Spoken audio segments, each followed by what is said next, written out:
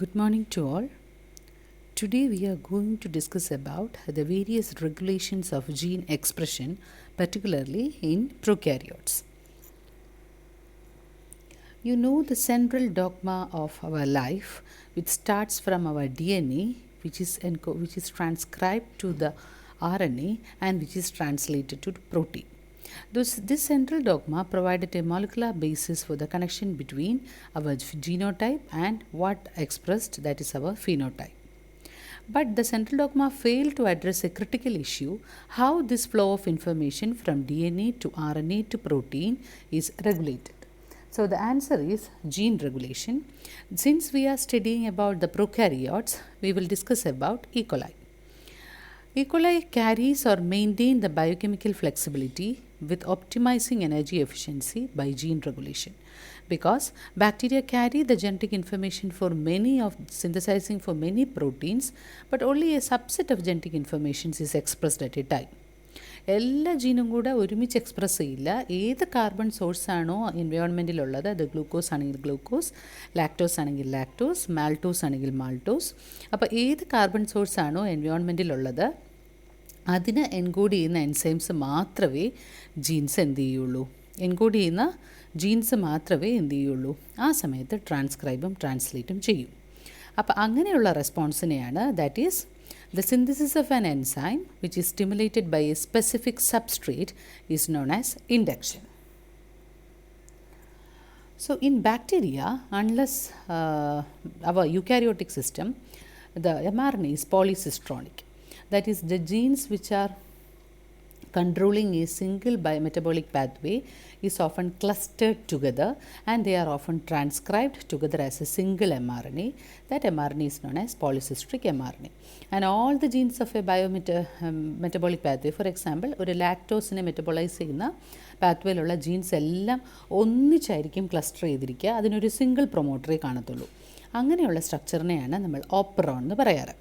അതായത് many bacterial genes that have related functions are clustered and comes under the control of a single promoter is known as an operon. Whereas in contrast in eukaryotes, we cannot see as such an operon. They are dispersed and each is transcribed by a separate promoter and as a separate mRNA. Okay. So this is the organization of the picture, shows the organization of a typical operon. You can see two types of genes. This is a operon. See, a single promoter transcribe gene A, gene B, gene C, which are the structural genes involved in the biosynthetic pathway of a single substrate to the product. Okay, and the single substrate to the product is catalyzed by three different enzymes A, B, and C, and these three enzymes are transcribed as a single mRNA, which is known as polycistronic mRNA. And these three are clustered together in a single gene cluster catalyzed by a promoter. So the operon is a group of structural gene plus sequences that control its transcription. You can see another type of controlling system, that is regulator gene, which controls the whole operator, which can be transcribed by another promoter. അതൊരിക്കലും ഈ promoter അല്ല transcribe ചെയ്യുന്നത്. അത് ചിലപ്പോൾ ഒരു separate ജീനിലാവാം, അല്ലെങ്കിൽ ഇതിനൊപ്പം തന്നെ ക്ലസ്റ്റർ ചെയ്ത് കാണാം. പക്ഷേ റെഗുലേറ്റർ ജീൻസിന് എപ്പോഴും ഒരു സെപ്പറേറ്റ് പ്രൊമോട്ടർ കാണാം. And that encodes the regulator protein. So there are two types of transcriptional control in bacteria: negative control and positive control.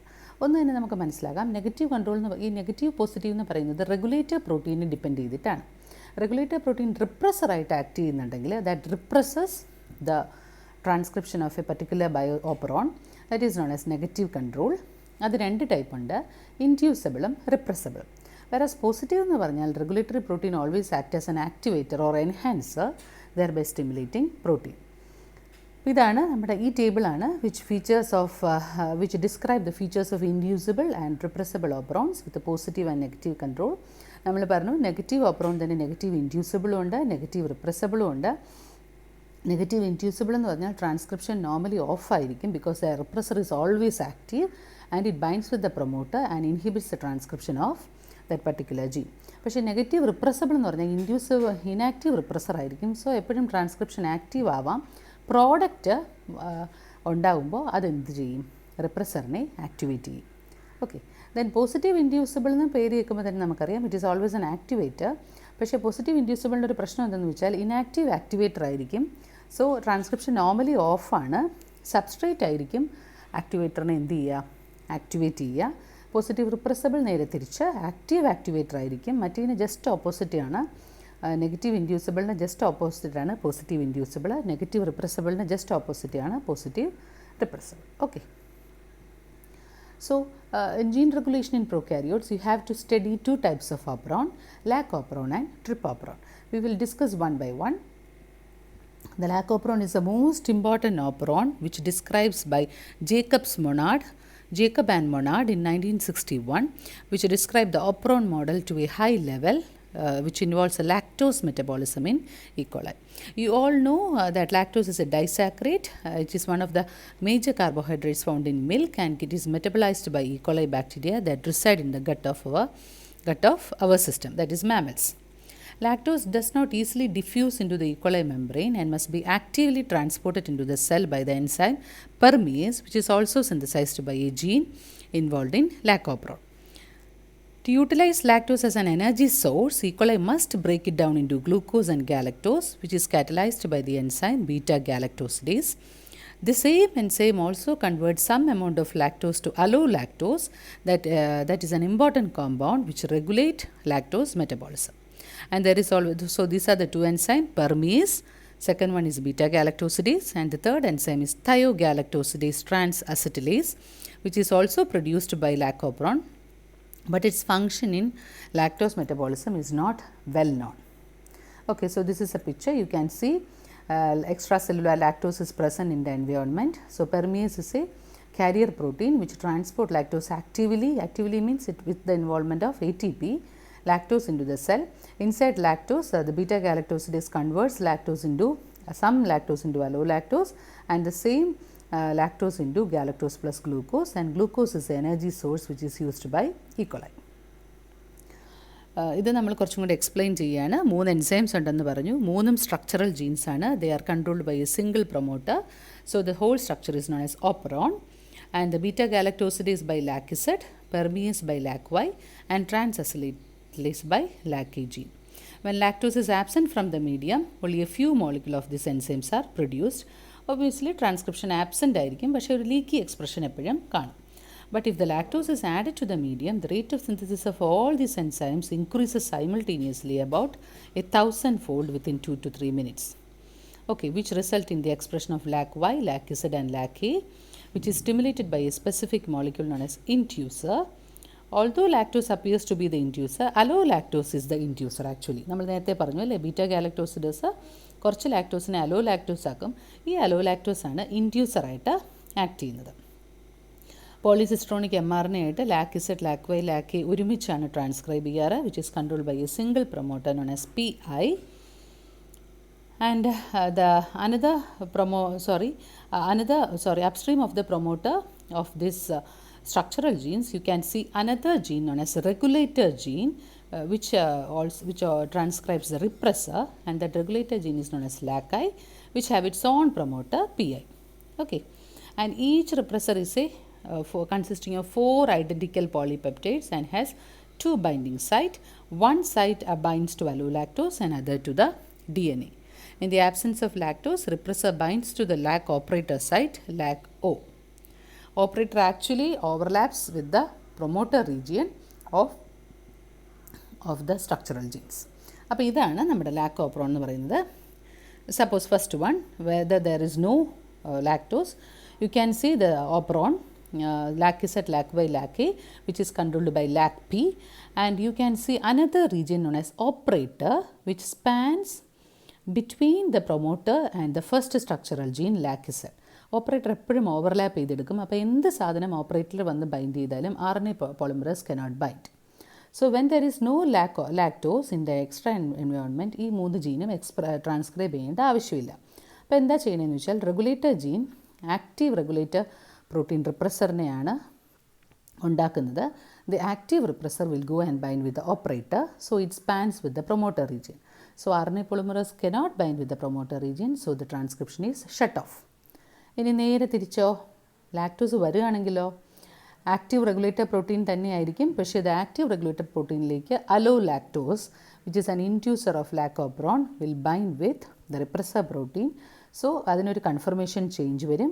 The repressor cannot bind with operator, so RNA polymerase can easily bind with the promoter and transcribe all the 3 regulator structural genes, beta galactosidase, permease and transacetylase, which permit lactose into the cell membrane, and beta galactosidase catabolize lactose into glucose and galactose. ഇതാണ് ലാക്കോപ്രോണിൻ്റെ basic ആയിട്ടുള്ള metabolism. Lactose extra എൻവയോൺമെൻറ്റിൽ ഉണ്ടെങ്കിൽ മാത്രം ഈ enzymes ഉണ്ടായാൽ മതി, because ലാക്ടോസിനെ degrade ചെയ്യാനാണ് ഈ 3 enzymes. Okay, അല്ലാത്ത സമയങ്ങളിലെല്ലാം റിപ്രസർ ഓപ്പറേറ്ററിൽ ബൈൻഡ് ചെയ്തിരിക്കും. It will shut off the transcription of all the structural genes. അതിനെക്കുറിച്ച് എഴുതിയിരിക്കുന്നതാണ് ഈ slide. Just go through it. Then another type of regulation also involved in lacopron, which is known as positive control and catabolite repression, which is very important, because ഈക്വളയും എല്ലാവരും lactose ആണ് മറ്റേ maltose ആണോ ഏതാണ് extra എൻവയോൺമെൻറ്റിൽ ഉണ്ടെങ്കിലും glucose is present, they readily prefer for glucose. എന്തുകൊണ്ടാണ്? Because നമുക്ക് less energy മതി അല്ലേ. ഗ്ലൂക്കോസ് ആകുമ്പോൾ ഡയറക്റ്റ് ആയിട്ട് ഫുഡായിട്ട് യൂസ് ചെയ്യാം. മറ്റേത് ലാക്ടോസ് ആണെങ്കിൽ you have to convert lactose into glucose and take up as food. അപ്പോൾ ഗ്ലൂക്കോസ് ഉണ്ടെങ്കിൽ whether lactose is present or absent, the transcription of all the structural genes will be shut off. അതാണ് positive control and catabolite repression. The catabolite here is glucose. So glucose repress the expression of lac operon, because ഗ്ലൂക്കോസിന് direct ഗ്ലൈക്കോളിസിസിൽ enter ചെയ്യാം. നമുക്കറിയാം അല്ലേ, നമുക്കായാലും ബാക്ടീരിയക്കായാലും energy source എന്ന് പറയുന്നത് glycolysis ആണ്, which you will study in your next sem during metabolism.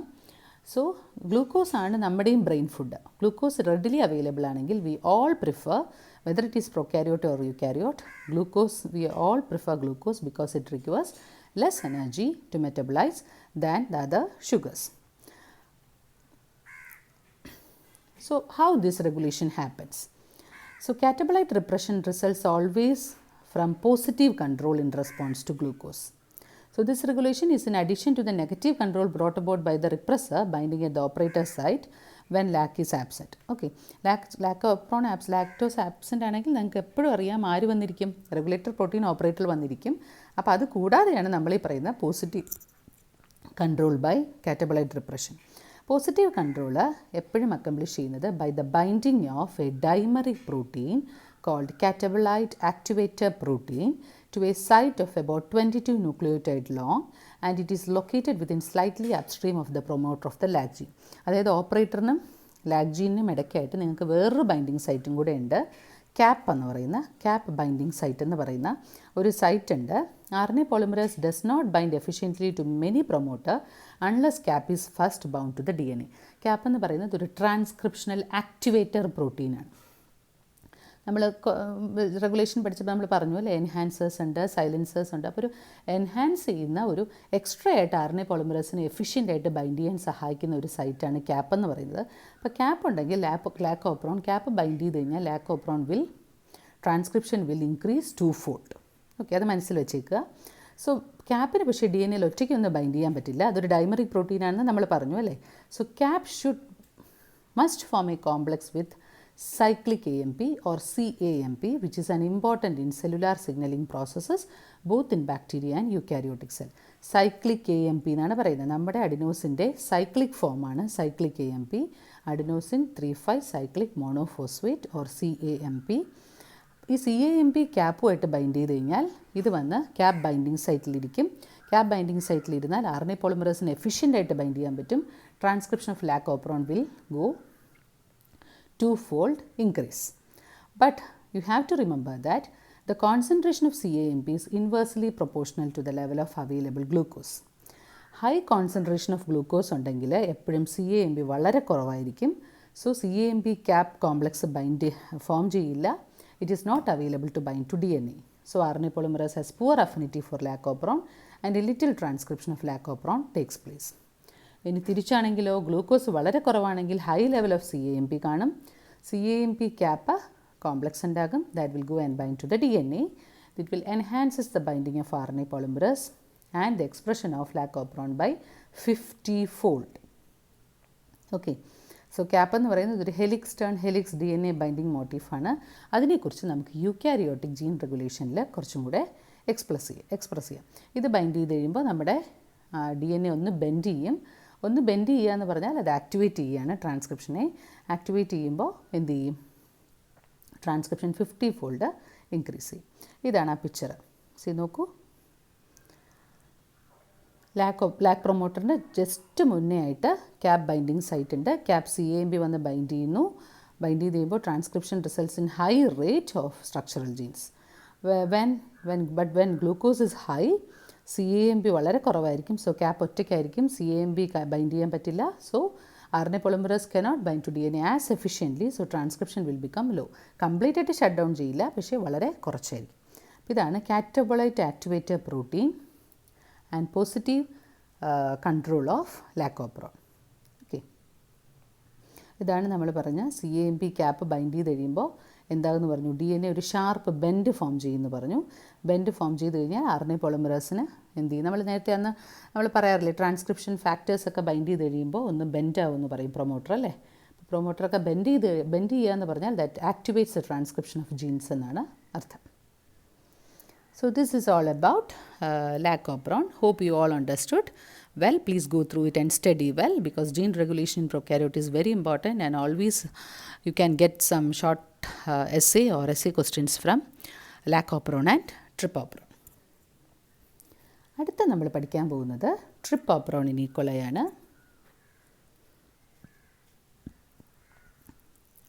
trip-operon പഠിക്കുന്നതിന് മുന്നേ മനസ്സിലാക്കേണ്ട കാര്യം, lac-operon ഒരു ഇൻഡ്യൂസിബിൾ ഓപ്പറോൺ ആണെന്ന് നമ്മൾ പറഞ്ഞു, അല്ലേ? Allolactose act as an inducer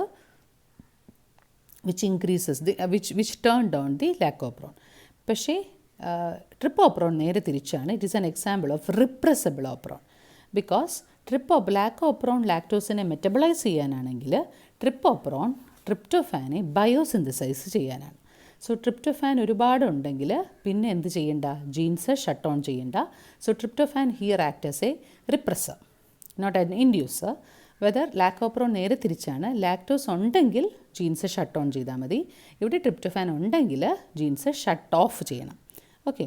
so trip-operon contain 5 structural gene E, D, C, B and A, which produces components of 3 enzymes. എങ്ങനെ 5 എണ്ണം 3 എൻസൈംസ് ആകുന്നു എന്ന് വെച്ചാൽ 2 എൻസൈംസ്, ഈ എൻസൈംസിൻ്റെ 2 പോളിപെപ്റ്റൈഡ് ചെയിൻസാണ്. ഓക്കെ. അപ്പോൾ ഈ എൻസൈംസ് എന്താ ചെയ്യുന്നതെന്ന് വെച്ചാൽ it convert chorismate to the amino acid tryptophan. So tryptophan biosynthetic operon ആണ് trip-operon എന്ന് പറയുന്നത്. ഓക്കെ. ഇവിടെ ഒരു 5'UTRനെ കുറിച്ച് പറയുന്നുണ്ട്. അത് ഞാൻ കുറച്ച് കഴിഞ്ഞ് എക്സ്പ്ലെയിൻ ചെയ്യാം. അപ്പോൾ നമുക്കത് ജസ്റ്റ് സിമ്പിളാണ്. ട്രിപ്റ്റോഫാൻ വളരെ ലോ ആണെങ്കിൽ എന്ത് ചെയ്യണം? trip-operon ഓൺ ആവണം. RNA polymerase bind to the promoter and transcribe the 5 structural gene as a polycistronic mRNA, which is translated into 5 different proteins, and 5 different proteins forms 5 different polypeptides. 5 different polypeptides forms 3 enzymes, which converts corismate into tryptophan. കുറച്ച് distance മാറി ആരും ഉണ്ടാവണം ട്രിപ്റ്റോഫാൻ്റെ ഓപ്പറോണിന്? Regulator gene ഉണ്ട്, TRIPR, which encodes a repressor that is inactive, that alone cannot bind to DNA. Like the lac repressor, the tryptophan repressor has 2 sites, one that binds to the DNA at the operator site and another that binds to the tryptophan. Binding with the tryptophan causes conformational change in the repressor that makes it capable to binding to DNA at the operator site, which overlaps with the promoter. When the operator is occupied by the tryptophan repressor, RNA polymerase cannot bind to the promoter and structural gene cannot be transcribed. Thus when cellular നേരെ തിരിച്ചാണ് കേട്ടോ.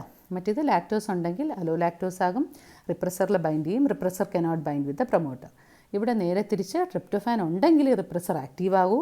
Tryptophan repressor complex ആണ് ഓപ്പറേറ്ററിൽ bind ചെയ്യുക. ഓപ്പറേറ്ററിൽ bind ചെയ്ത് കഴിഞ്ഞാൽ RNA polymerase bind ചെയ്യാൻ പറ്റില്ല. So there is low transcription. Thus, when cellular levels of tryptophan are low, transcription of trip-operon takes place and more tryptophan is synthesized. And when cellular levels of tryptophan are high, transcription of trip-operon is inhibited and the synthesis of more tryptophan does not take place. Logical question ആണ്. tryptophan ഉണ്ടെങ്കിൽ synthesise ചെയ്യണ്ട, ഇല്ലെങ്കിൽ synthesise ചെയ്യും.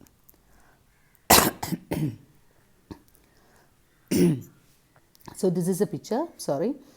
You can see the regulator gene TRPTAR, which transcribes a repressor, and the repressor along with tryptophan bind with the operator, and see, only in the presence of tryptophan the tryptophan bind with the repressor, and repressor tryptophan complex bind with the operator, and there is no transcription.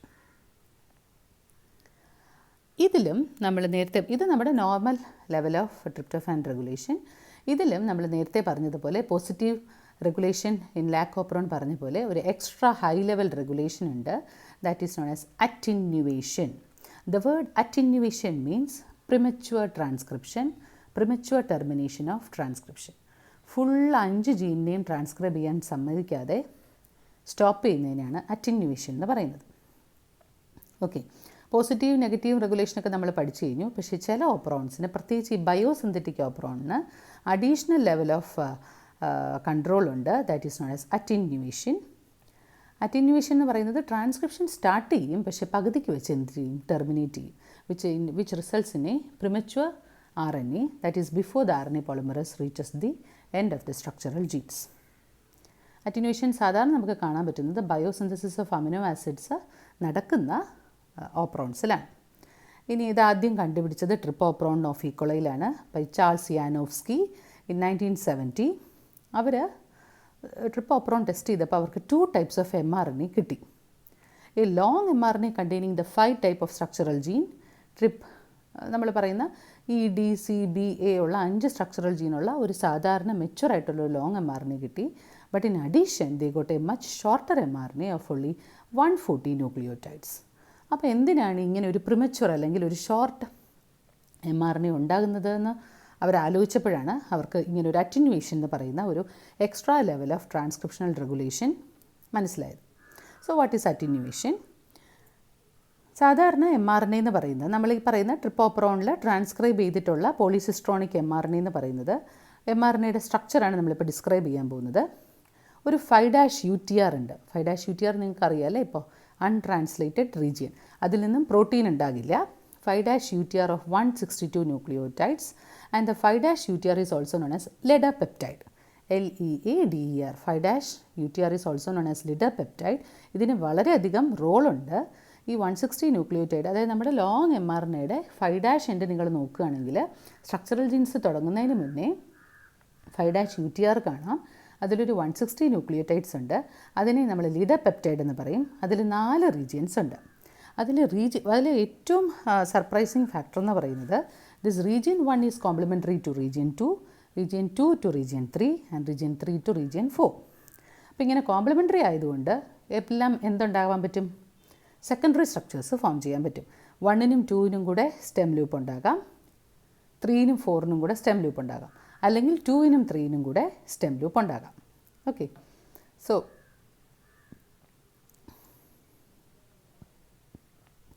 ഇതിൽ one of the secondary structures contains one hairpin produced by the base pairing of region 1 and 2 and another hairpin by region 3 and 4. അപ്പോൾ ഈ 2 hairpin ഉണ്ടായിക്കഴിഞ്ഞ് കഴിഞ്ഞാൽ ആ 3' UTR 5' UTRൽ ഇങ്ങനെ hairpin കഴിഞ്ഞ് കഴിഞ്ഞാൽ പിന്നെയുള്ളത് A string of uracil nucleotides ആണ്. 3യും 4ൻ്റെയും ഹെയർപിൻ കഴിഞ്ഞ് കഴിഞ്ഞാൽ പിന്നെ ഒരു സ്ട്രിങ് ഓഫ് യുറാസിൽ ന്യൂക്ലിയോടൈഡ്സ് ആണ്. അപ്പോൾ നിങ്ങൾ മുന്നേ ട്രാൻസ്ലേഷനിൽ റോ ഇൻഡിപെൻഡൻറ്റ് ടെർമിനേഷനിൽ പഠിച്ചിട്ടുണ്ട്. Stem loop structure followed by a string of uracil residue is always an intrinsic transcription termination signal അല്ലേ. അപ്പോൾ 5' UTRൽ തന്നെ ഇങ്ങനെ ഒരു റീജിയൻ ഉണ്ട്. അപ്പം ഏതോ ഒരു, നമ്മളിപ്പോൾ 3 type stem loop structure form ചെയ്യാമെന്ന് പറഞ്ഞു അല്ലേ. ഒന്നെങ്കിൽ 1, 2 കൂടെ, അല്ലെങ്കിൽ 3, 4 കൂടെ. ഇനി 1 ഫ്രീ അല്ല എന്നുണ്ടെങ്കിൽ 2ഉം 3യും കൂടെ സ്റ്റെം ലൂപ്പ് ആകും. പക്ഷേ ഏത് സ്റ്റെം ലൂപ്പ് ആയാലും it is followed by a string of U residue. അപ്പോൾ ഇതൊരു ഇൻട്രിൻസിക് ടെർമിനേഷൻ സിഗ്നലാണ്. Bacterial intrinsic termination includes a hairpin followed by a string of uracil residue, and this secondary structure in the 5' UTR of trypopron is indeed a terminator and it is called an attenuator. ഇനി നമുക്ക് എങ്ങനെ ഇത് regulate ചെയ്യുന്നു എന്ന് പറയാം. When cellular levels of tryptophan are very high, region 3 and 4 of the 5' UTR base pair producing the attenuator structure. അപ്പോൾ നിങ്ങൾക്ക് 2 type hairpin പറഞ്ഞു. അതിൽ 1ഉം 2ഉം 3യും 4ഉം ആണെങ്കിൽ ടെർമിനേറ്റ് ചെയ്യില്ല. സപ്പോസ് 3യും 4ഉം ആണെങ്കിൽ ടെർമിനേറ്റ് ചെയ്യും. സപ്പോസ് 2ഉം 3യും കൂടെയാണ് സ്റ്റെം ലൂപ്പ് എങ്കിൽ transcription will continue. It is not a transcription termination signal. അപ്പോൾ ആലോചിക്കുക, 1ഉം 2ഉം 3യും 4ഉം followed by a string of uracil residue ആണെങ്കിൽ അവിടെ വെച്ച് തന്നെ ട്രാൻസ്ക്രിപ്ഷൻ സ്റ്റോപ്പ് ചെയ്യും. ഒരു ചെറിയ mRNA മാത്രം എന്തായി പോവും, പ്രിമച്വറായിട്ട് ട്രാൻസ്ക്രൈബ് ചെയ്ത് സ്റ്റോപ്പ് ചെയ്യും. സ്ട്രക്ചറൽ ജീൻസ് പ്രൊഡ്യൂസ് ചെയ്യില്ല. ഓക്കെ, ഇനി അതെങ്ങനെയാണെന്ന് നമുക്ക് നോക്കാം. ഇനി നേരെ തിരിച്ച് സെല്ലുലാർ ലെവൽസ് ഓഫ് ട്രിപ്റ്റോഫാൻ വളരെ ലോ ആണെങ്കിൽ റീജിയൻ 2 ആൻഡ് 3 ആയിരിക്കും ബേസ് പെയർ ചെയ്യുക. ഇത് ബേസ് പെയർ ഇൻട്രിൻസിക് ടെർമിനേഷൻ അല്ല, but this hairpin is not followed by a string of U residue. So this structure is not functioning as a terminator. RNA polymerase complete the synthesis of all the 5 structural genes of mRNA and the enzyme synthesize tryptophan from kurismate. Okay. അപ്പോൾ നമ്മൾ എന്തൊക്കെ ഇതുവരെ പറഞ്ഞത്? Tryptophan വളരെ high ആണെങ്കിൽ 3ഉം 4ഉം ആയിരിക്കും ഹെയർപിൻ ഫോം ചെയ്യുക, which is a transcription termination. Because 3, 4ൻ്റെ hairpin just followed by string of uracil residue ആണ്. So no additional tryptophan is synthesized because 5' മാത്രമേ mRNA ആകൂ. 5 സ്ട്രക്ചറൽ ജീൻസ് ട്രാൻസ്ക്രൈബ് ചെയ്യില്ല. നേരെ തിരിച്ച് when tryptophan is low, 2 and 3 structures will form. Transcription continues through the structural genes and the tryptophan is synthesized. Any the critical question, why does the 3-4 structure arise when tryptophan is high and 2-3 structure when tryptophan is low? അപ്പോൾ നമുക്ക് പിന്നെയും 5'UTRയിലേക്ക് കുറച്ചും കൂടി detailed ആയിട്ട് നോക്കണം. Because at the 5' end upstream of region 1, 1, 2, 3, 4 ഉണ്ടെന്ന് പറഞ്ഞു അല്ലേ, അതിൽ 1ൽ ഒരു റൈബോസോം ബൈൻഡിങ് സൈറ്റ് ഉണ്ട്.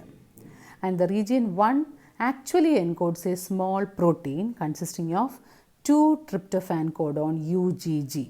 റീജിയൻ 1നെ കുറിച്ചാണ് പറയുന്നത് കേട്ടോ. റീജിയൻ 1ൽ നിന്ന് റൈബോസോം ബൈൻഡിങ് സൈറ്റ് ഉണ്ട്.